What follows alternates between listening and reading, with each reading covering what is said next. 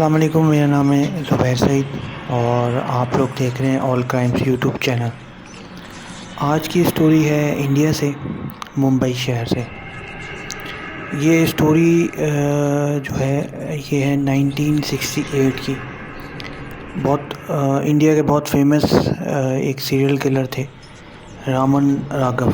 Story का start इस तरह होता है कि 1968 में मुंबई शहर के अंदर 1968 में पुलिस को एक लाश मिलती है फुटपाथ के ऊपर। सुबह जब सब लोग निकलते हैं बाहर तो देखते हैं कि एक बंदा मरा हुआ है फुटपाथ के ऊपर और उसको किसी शार्प चीज़ से उसके सर के ऊपर अटैक किया गया, नुकीली चीज़ से।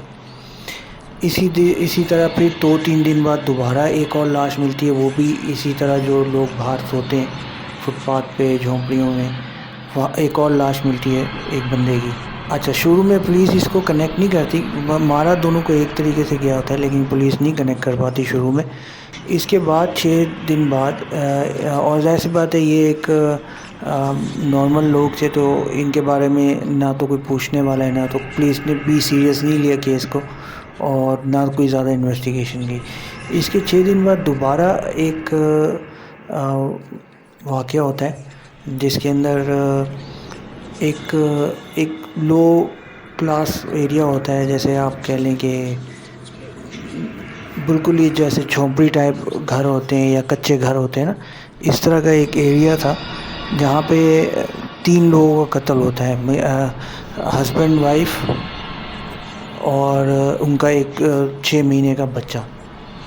तो जब ये कत्ल होते हैं और इन तीनों को भी उसी तरह सेम तरीके से मारा जाता है, इनके सर पे एक नुकीली चीज़ से हमला किया जाता है, उससे इनकी डेथ हो जाती है।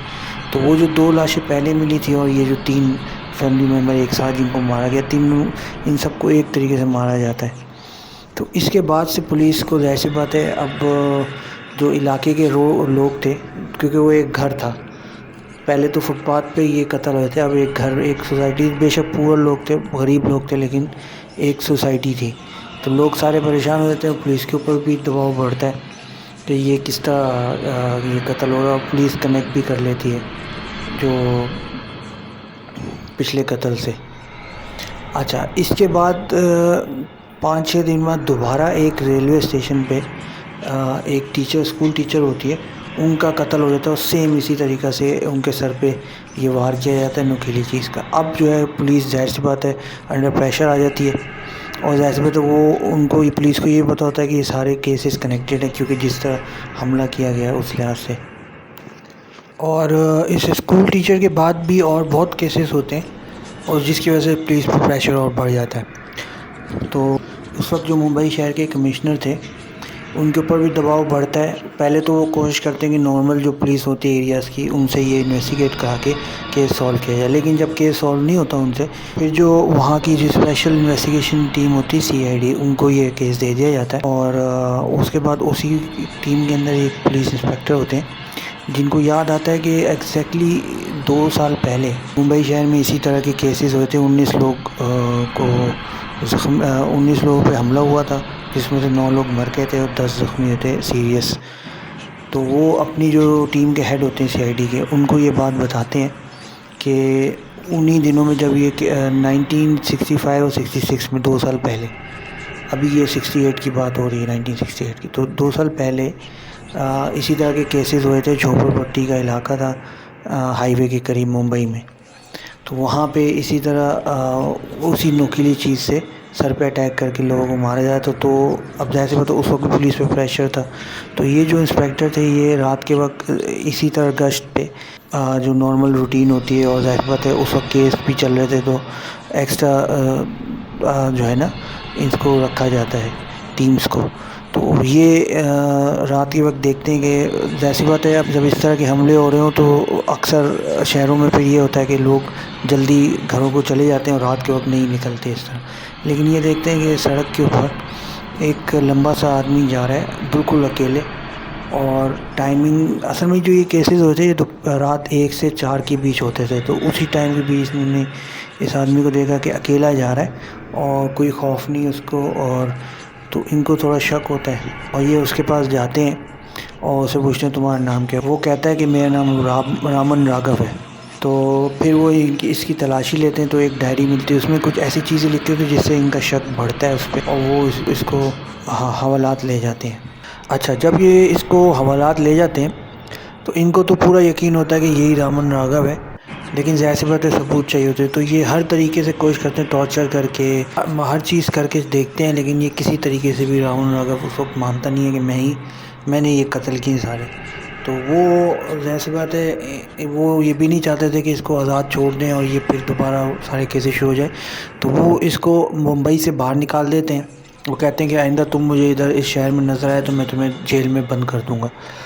अच्छा, इसके बाद रामन राघव चला जाता है 2 साल के मतलब मुंबई से बाहर चला जाता है। जब ये सारा किस्सा इस इंस्पेक्टर से जो सीआईडी के हेड, जो सीआईडी टीम बनाई होती है, उनके हेड सुनते हैं, तो उनको यकीन हो जाता है कि रामन राघव वापस आ गया है, 2 साल बाद वापस आ गया मुंबई, और ये वही है। अच्छा, जब ये इन्होंने इनको मुंबई से निकाला था उस इंस्पेक्टर ने, तो इसके फिंगरप्रिंट्स और हर वो चीज़ ले ली थी जो ज़रूरी होती केस में, तो वो सारी चीज़ें ये प्रोवाइड करते हैं उन सीआईडी टीम को।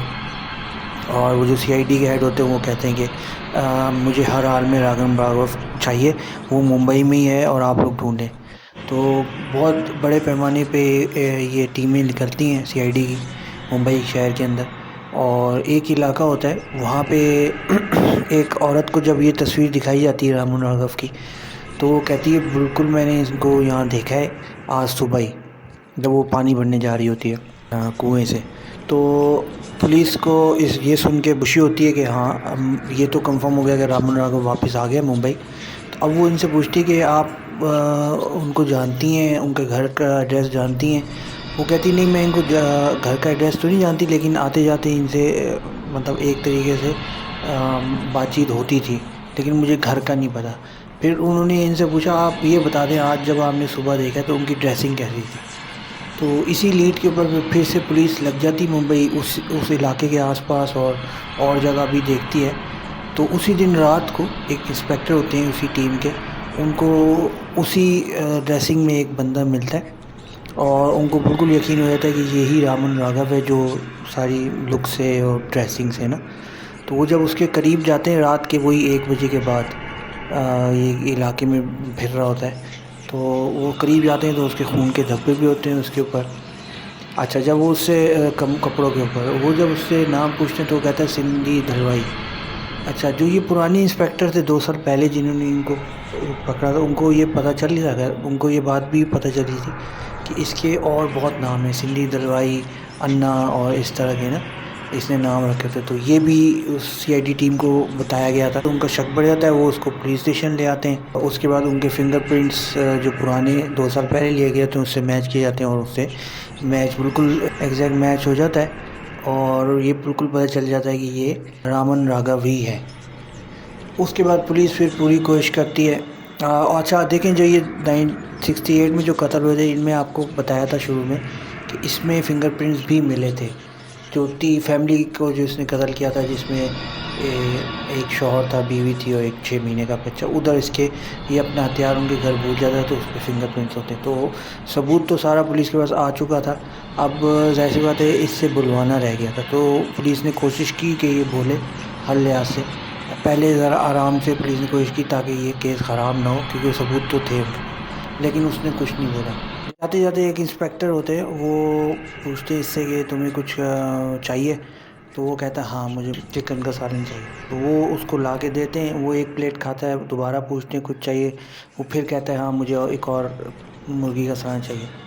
अच्छा, इसके बाद फिर रामन राघव खुद से बोलने शुरू कर देता है और सारा कुछ अपने केसेस के बारे में बता देता है। वो कहता वजह सिर्फ ये थी, एक तो पैसे भी थे, काम काज तो कुछ करता नहीं था, इसी तरह ये मार के जो पैसे मिलते ले था। दूसरा वो कहता है सबसे बड़ी वजह थी कि मुझे जो है आवाज़ें आती थी मेरे जहन में और मुझे कहा जाता था कि इसको मार दो। उसके मुताबिक उसको ऊपर से खुदा कहता था कि ये इनका कत्ल करना है। लेकिन आप लोगों को अंदाज़ा है जैसे सीरियल किलर में अक्सर होता है कि वो कहते यही है कि हमें वॉइसेस आती हैं, तो वो अगर वॉइसेस किसी की होंगी तो दहशत ईवल की हो सकती है। तो ये आज का केस था, इंडिया का एक मशहूर केस था, ये रामन राघव एक सीरियल किलर था। उम्मीद है आपको मेरा कंटेंट पसंद आ रहा होगा। मेरी हमेशा कोशिश होती है कि अच्छे से अच्छा कंटेंट दूँ। मेरे चैनल को सब्सक्राइब ज़रूर कीजिएगा, मुझे आप लोगों की मदद की ज़रूरत है, नया चैनल है। और अगर वीडियो अच्छी लगी हो तो लाइक ज़रूर कीजिएगा। तो आज की स्टोरी का एंड होता है। अगली बार तक के लिए अल्लाह हाफ़िज़। फिर मुलाकात होगी। बहुत बहुत शुक्रिया।